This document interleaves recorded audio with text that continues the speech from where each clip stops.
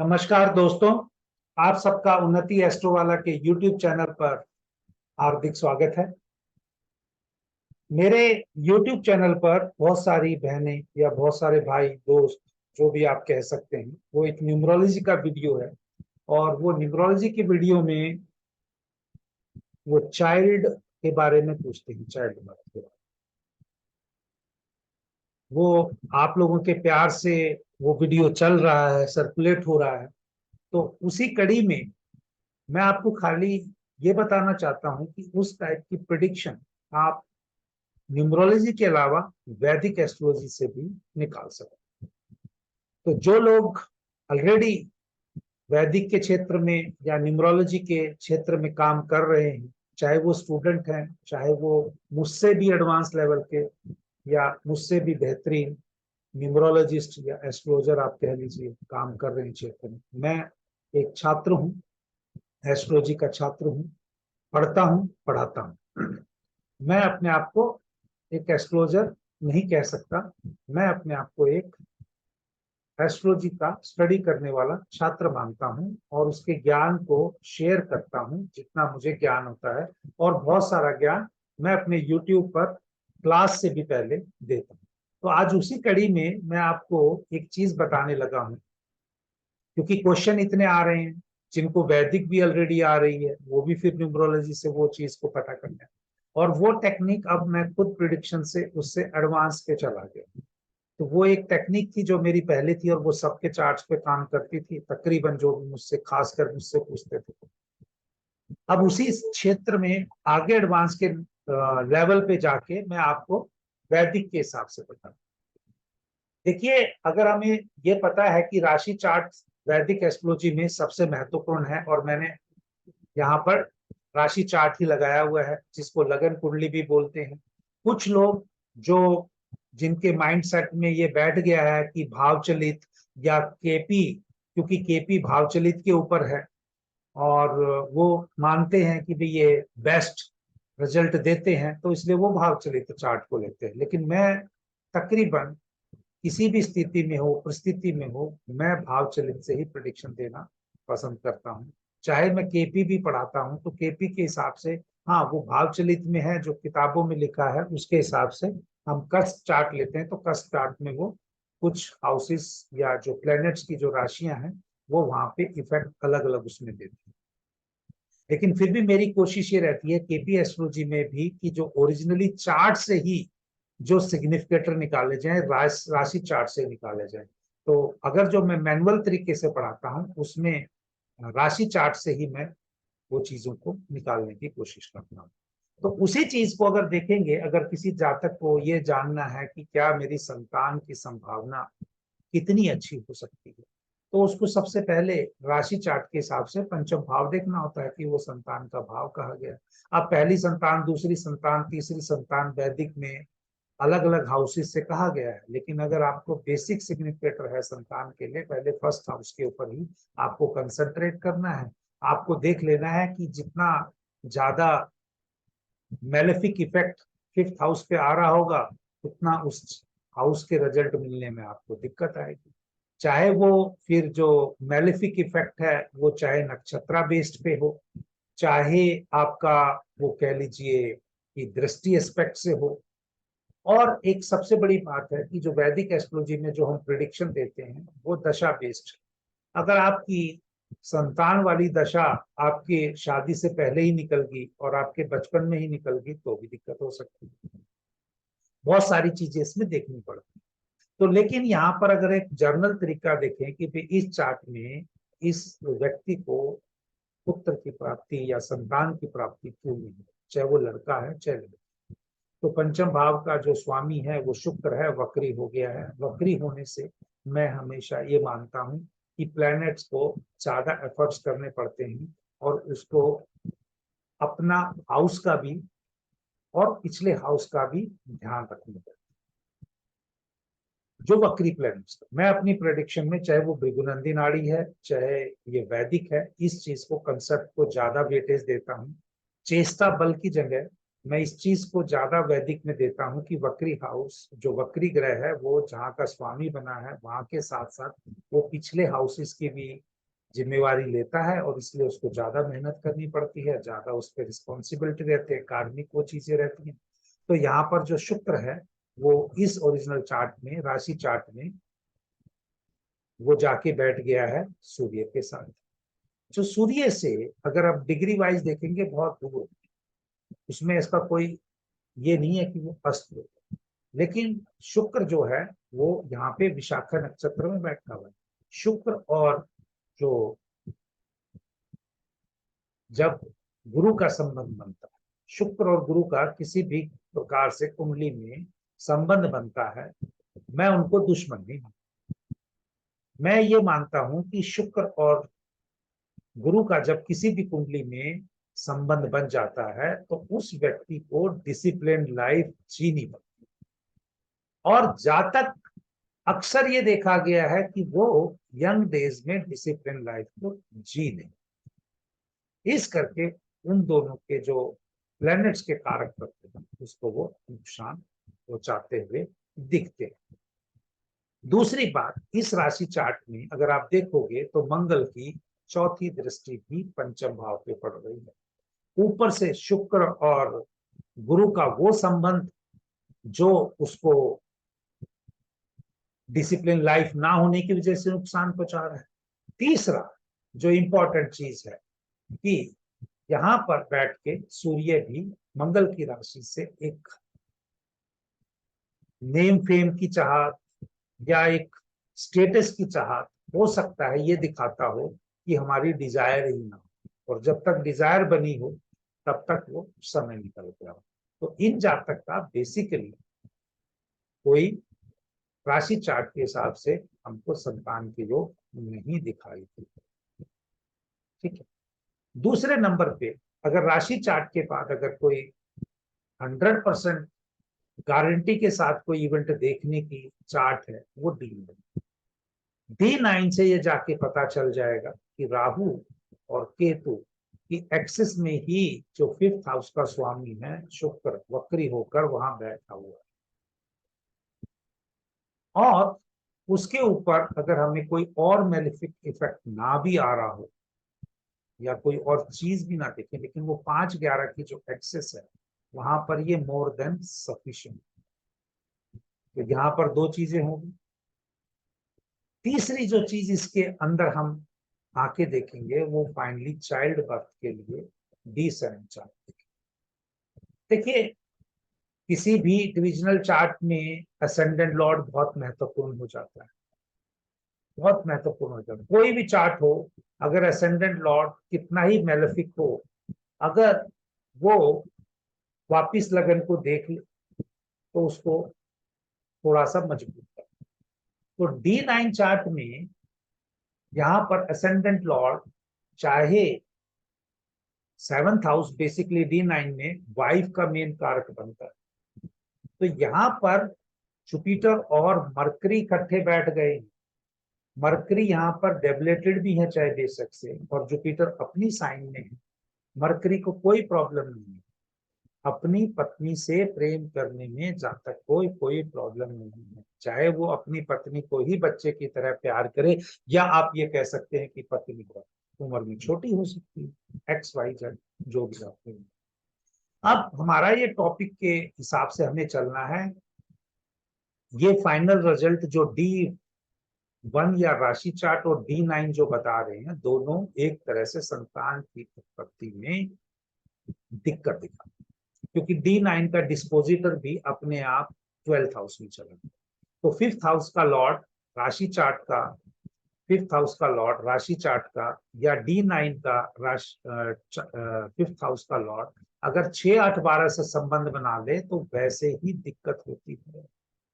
तो यहाँ पर D9 में भी 5th हाउस का लॉर्ड 12th हाउस में चला गया, दुश्मन की राशि में है। ऊपर से वो D7 में भी वापिस यहाँ पर आप ये कह सकते हैं कि सैटर्न इस चार्ट में भी एक तरह से D9 और मतलब 7 में वो सूर्य की राशि में है, लेकिन यहाँ पर अष्टम भाव में है, वहां द्वादश भाव में। तो ये चाइल्ड के प्रति डिजायर भी इस जातक की इतनी अच्छी नहीं दिखा रहा। क्योंकि ये सैटर्न जो है वो दसम भाव का स्वामी होकर भी अष्टम में जा रहा है। चाहे जुपिटर बैठा है, और जुपिटर के ऊपर अगर आप देखोगे तो कोई मेलेफिक इफेक्ट नहीं है। शादी होने में कोई दिक्कत नहीं, चाहे लेट हो। बच्चा की चाहत में कोई दिक्कत नहीं। लेकिन क्योंकि जो असेंडेंट लॉर्ड है D7 का, वो यहाँ पर जाकर बैठ गया 8th में, तो ये एक तरह से मेलेफिक इफेक्ट का असर दे रहा है और ये डिजायर को पूरी नहीं होने दे रहा। इसके साथ और कोई विशेष चीज अगर हम यहाँ से देखें किसी भी प्लेनेट की, यहाँ पर लगन पर नहीं आ रही। लेकिन D7 के अंदर सूर्य का सूर्य की राशि में शनि का बैठना ही मोर देन सफिशिएंट है। साथ में अगर आप ट्राइन भी देखोगे, सैटर्न मून का एक तरह से बन जाता है D7 में, तो वो एक बंधन बनाता है एक दूसरे से। सैटर्न और मून ट्राइन में बैठे, एक 5 मून की राशि। साथ में गुलिका और मांडी भी उसी ट्राइन में आ रहा है। तो प्लेनेट का जो रिजल्ट है वो बहुत मुश्किल होते हुए दिखाई दे रहा है। तो इन जातक का कोई बच्चा नहीं हुआ। और D7 में वही जो राशि चार्ट का लॉर्ड है वीनस, वो बैठा था। जो डी राशि चार्ट का लॉर्ड है वीनस, वो सीधा 11th हाउस में बैठा था, वहां से 5th हाउस को देख रहा है वक्री होकर। D9 में भी वो 11th हाउस में बैठा है, वहां से वो तो वक्री रहेगा, प्लेनेट एक बार हो गया, तो वो 5th हाउस को देख रहा है। और D7 चार्ट में फिर वो खुद अपना वीनस की राशि में बैठा है। तो इन जातक का ये चार्ट स्टडी करने पे ये पाया जाता है कि संतान की चाहत होने के बावजूद भी दिक्कत है। अदरवाइज D7 का 4th हाउस वो भी ओके है, 7th हाउस D7 का ओके है। लेकिन सिर्फ और सिर्फ जो वक्री प्लेनेट है शुक्र और शनि, जो इस शुक्र के साथ संबंध बना रहा है चार्ट में, उसका भी शुक्र के साथ संबंध कैसा बना रहा है। शुक्र रेट्रोगेट होके पीछे जाएगा और वीनस मून और इसके साथ में रहा। बहुत से लोग समझ नहीं पाएंगे इसको, बाद में वो चीज करेंगे। तो यहाँ पर जब भी कोई प्लेनेट त्रिकोण में होता है, चाहे वो दृष्टि जो मर्जी हो, चाहे वो भृगुनंदी नाड़ी हो, चाहे केपी हो, चाहे वो वैदिक हो, वो उसके साथ इफेक्ट जरूर लेके आता है। क्योंकि तत्व जो राशियों के हैं वो सेम हो जाते हैं। जब राशि के तत्व सेम हो जाते हैं तो राशि का कहीं ना कहीं इम्पैक्ट उनको देना ही पड़ता है। तो इस चार्ट में सिर्फ इतना ही मैं कहूंगा कि यहाँ पर हमको चाइल्ड बर्थ नहीं दिखता है और वाकई में इनको चाइल्ड हुआ। सेकंड केस में सेम वही चीज अगर हम देखें 5th हाउस में राशि चार्ट में, राहु बैठा है जुपिटर के साइन में और जुपिटर वापिस वक्री हो गया। मेरा बहुत पहले अभी भी लोग वीडियो डालते हैं जब मैंने बोला था कि सैटर्न अगर 5th हाउस में वक्री हो जाए तो पढ़ाई नहीं होती है। अगर पढ़ाई होती है तो मैंने बोला था कि कुछ टाइम पीरियड तक आप मुझे भेजेंगे अपनी इंफॉर्मेशन, मैं आपका चार्ट करूंगा। मैंने 7-8 लोगों का किया अभी, लेकिन अभी उसको 7-8 महीने हो गए। अभी जो भी देखता है वो अपनी डेट ऑफ बर्थ लिखता है और उम्मीद करता है कि मैं उसका चार्ट का एनालाइज कर दूं। कई चीजों का मैं कर पाता हूं, कईयों का नहीं कर पाता हूं, क्योंकि वो टॉपिक ऑलरेडी डिस्कस्ड हो चुका है। सेम वे आज अगर मैं इस चाइल्ड का कर रहा हूं, आपने देखा पिछले चार्ट में भी शुक्र वक्री था, पंचम हाउस का राशि के चार्ट में उसका स्वामी बना होता। यहाँ पर गुरु वक्री हो गया, फिर राहु केतु में एक्सेस में आ रहा है। D9 चार्ट अगर छोटा ट्रेलर दिखाता है तो D9 तो पूरी मूवी है ना चार्ट की आपकी।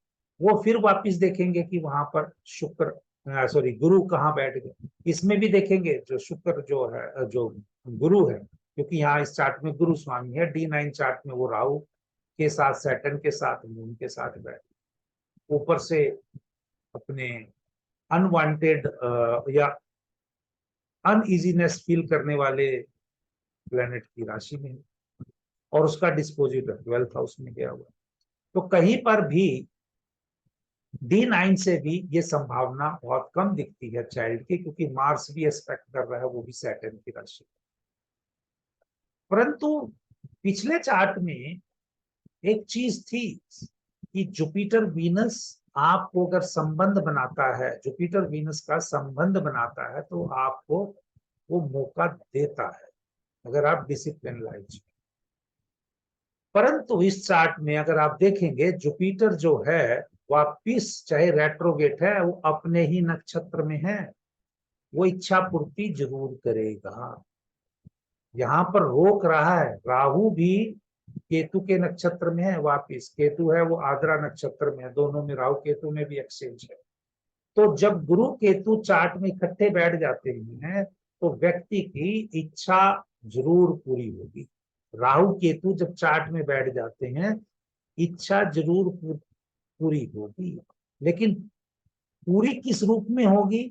जब व्यक्ति अपनी जिद को छोड़ देगा, भगवान को सामने जो सिचुएशन है उसमें अपना ढाल देगा।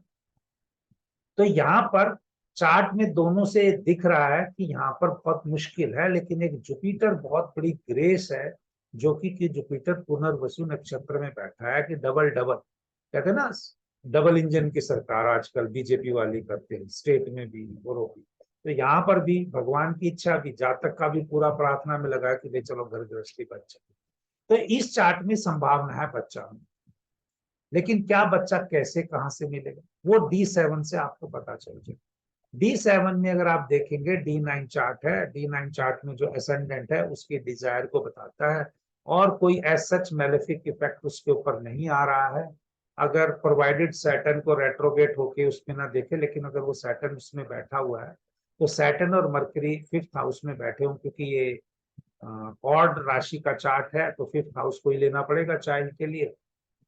तो यहाँ से जो मार्स जो गया है उसका डिस्पोजिटर है, एक तो सैटर्न राशि में बैठा, सैटर्न और मरकरी अगर 5th हाउस में D7 में बैठ जाए तो बहुत मुश्किल होता है चाइल्ड होना, खुद का चाइल्ड होना बहुत मुश्किल होता है।